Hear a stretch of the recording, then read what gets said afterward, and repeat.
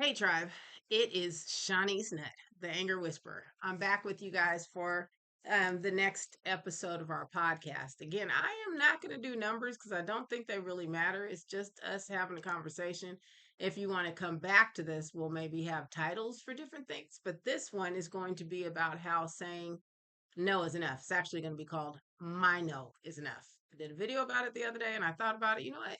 It's probably something that could be discussed, something that could be talked about because the issue becomes when you say no, people take it as you being mean, as you being cold, as you not being able to,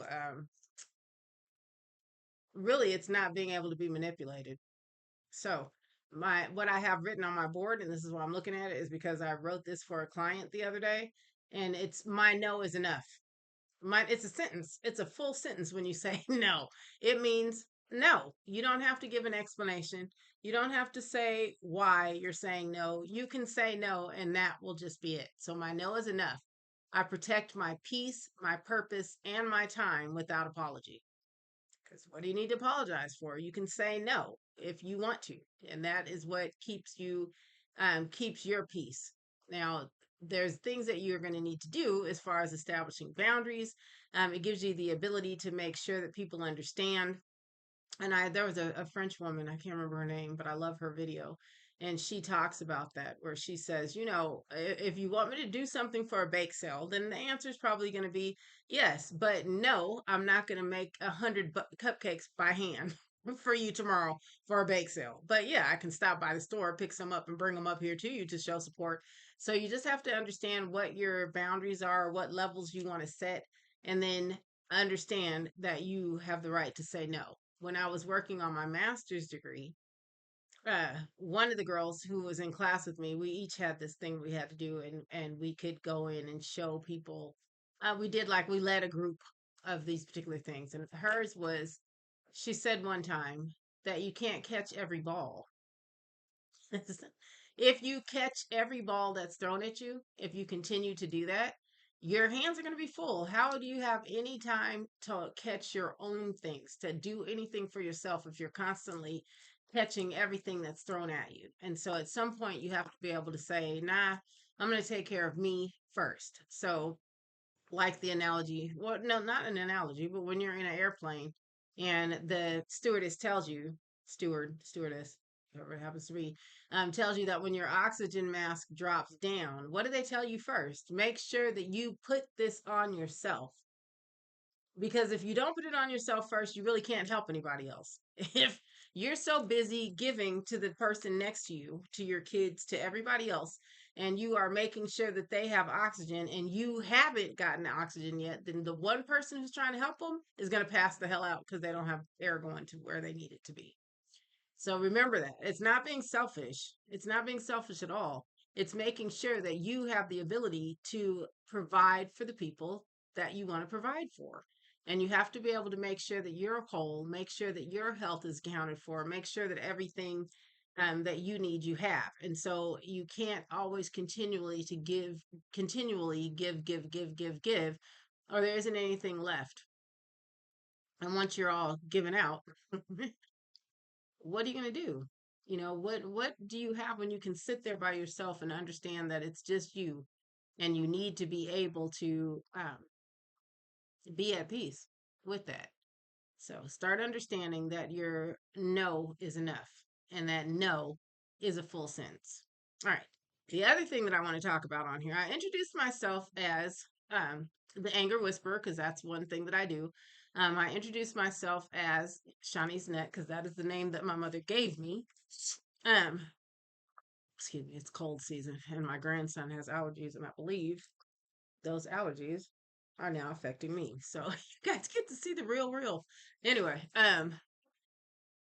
so I want to make sure that everybody understands who I am, and I have introduced myself in different ways. And I think I lost a couple of followers on YouTube the other day because I said that, I'm introducing myself as the last official Negro, but that's what it says on my birth certificate. So let's go back.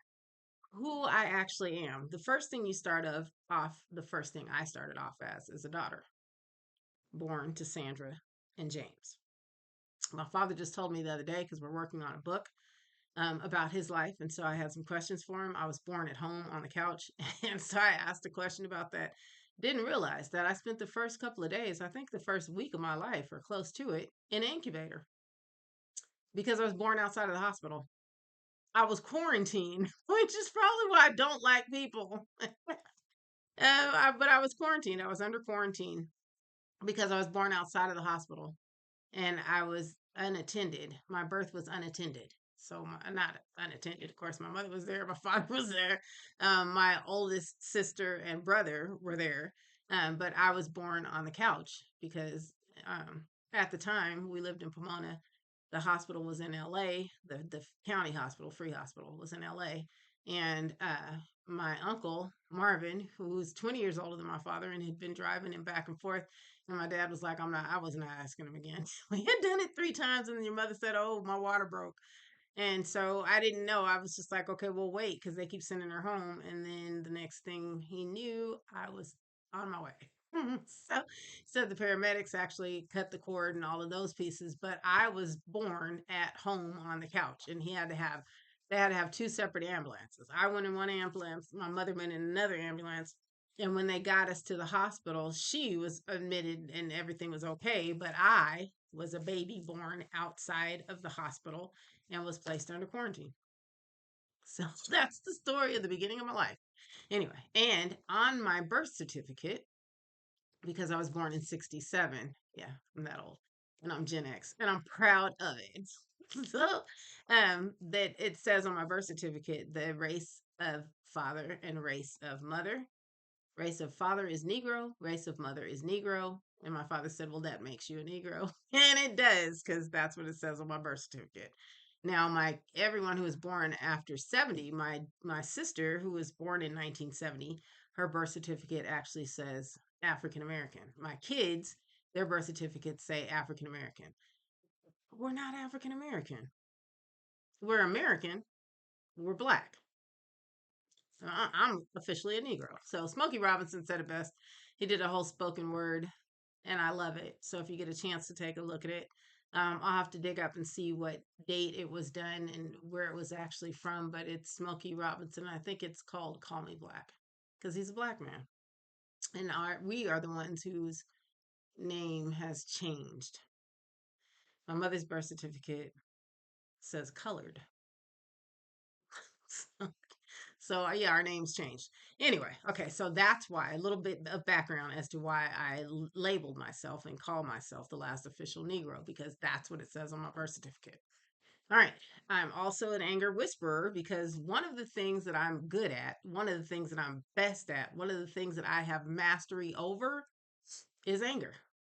Used to be an angry person, not just a little angry. I don't mean just a little bit. I mean, I was mad and I attracted anger to me. And so one day I decided that that was not for me anymore. And then I couldn't carry the weight of that anger anymore. And I decided to let it go. And so I would attract a bunch of angry things to me. And I think I've talked about that before. But it was like the universe granted my wish and said, because I live by that wish factor. I wish somebody would. And so the universe was like, happy to oblige. Here are all the people who are going to bring that to you. And then I decided to let it go. And now the universe sends me wonderful people. I have conversations in grocery stores.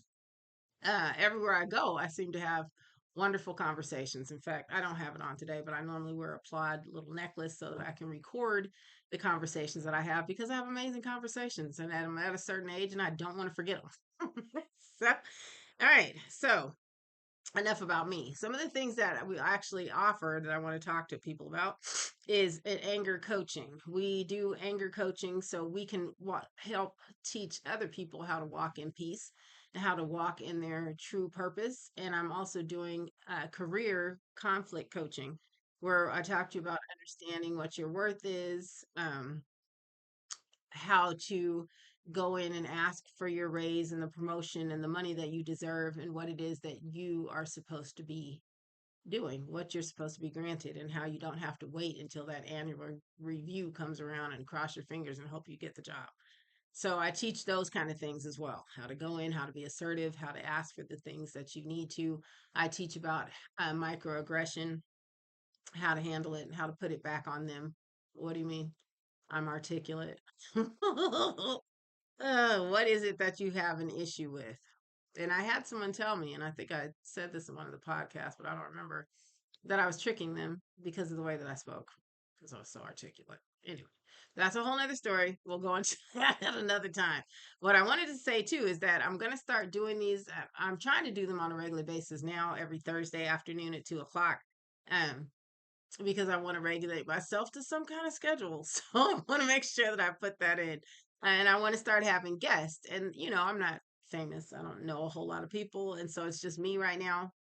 Uh, and so I'm going to have guests on here who are important to me. So the next one, the first actual official guest I'm going to have on my podcast is going to be my father, James Nutt. Nut, like peanut, but without the P. Um, yeah, I got teased. Well, not really teased, because my father had seven. There were seven of them, but no one laughed at them. So, when you listen to them, you'll understand why. But as a net, I did not fall far from the tree on this one. So we'll have him on, and I'm going to ask him some questions, and we'll go over some things because he has led an interesting life. And I'm glad that I actually am also a published author. And the next book that I'm going to be working on is my father's story. Haven't really decided exactly what I'm going to call it yet. It might just be the nut doesn't fall far from the tree, as an analogy, because we're a lot alike. And so he had some things, he went through some things, and some things that people always say that we're so far removed from when we're really not. See, my father is 81. He just turned 81 on June 10th this year. And so the things that he went through in his lifetime, has gone through it during his lifetime, are current events, not things that happened 400 years ago. So we'll talk about that. All right. And then I'll have some other guests on. My sister, who has her doctorate in education, Doc Richards. I'll probably see if I can get her on. I know these people may be on the phone. We may not be able to see them, but we can definitely hear them and hear their stories as well. All right. Let's see. I also wrote some books. I'm super excited to be able to say that I am a published author. And I didn't realize, but I was going to have to go in and actually publish myself. So I'm a self published author. And I have 3 books. One that's coming out in September. It's already out. It's available on Amazon. I talked about it before. It's called What Cheese? It's about for those to whom motivation remains elusive.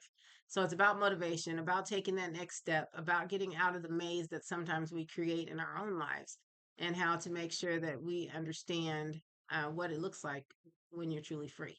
So I think I just stopped the video at that point, so I'm hoping that I can put it back together. But it's 3 different books. It's a trilogy. So it's What Cheese is the first one. And again, the full title is What Cheese for Those to Whom Motivation Remains Elusive. The second one is Fulfillment Realized, Learning How to Walk. Wait, Fulfillment Realized, How to Keep Moving When Your Dreams Come True. And the third one is the path of least resistance and how to learn to walk in your true purpose. So they're all different steps of motivation. Motivation, how to take the first step, how to get moving, how to make sure that your life is what you created and how you want it to go. The second one is fulfillment realized. When you get there and this is where your dreams are coming true, do you just stop or do you keep moving and keep on adding success and count, making every day count and leading with those positive affirmations like this is going to be a good day, because every day is from this point forward. And then the third one is how it looks when you're actually truly walking in your purpose, because your life looks different. It's amazing. And I didn't realize it until April. So really between April and June, a lot of things have happened for me. It's only a couple of months, but I feel like a lifetime has happened in those couple of months. So we'll go over those things. We'll talk about that too. But when you really start walking in your purpose, everything looks different, including you. All right. And so that is enough for now. Next week, next Thursday, which will be July 3rd, we'll have a guest speaker, a guest with us, who will be on the podcast with us, and it'll be really fun because my father is a lot of fun. So I hope everybody tunes in. I'll probably do a little Whispserer advertisement because I love that baby, the AI baby. Remember, find me where you go. Click the link. Stay in the know. We are at angerwhisperer.com, which wasn't working and is now. I don't know what happened. And then my link tree, LinkedIn, not link tree at Anger Whisperer, I believe is what it goes. But anyway, you'll find me on YouTube at Anger Whisperer, TikTok, Anger Whisperer, Instagram. There's some things on there, but I'm working on that. And this podcast and here on YouTube. And I think I'm on Spotify, or I will be soon. We're working on it. All right, but I will see you guys on the other side. Remember, click the link. Find me where you go. Click the link. Stay in the know. Thanks. And I will see you on the other side.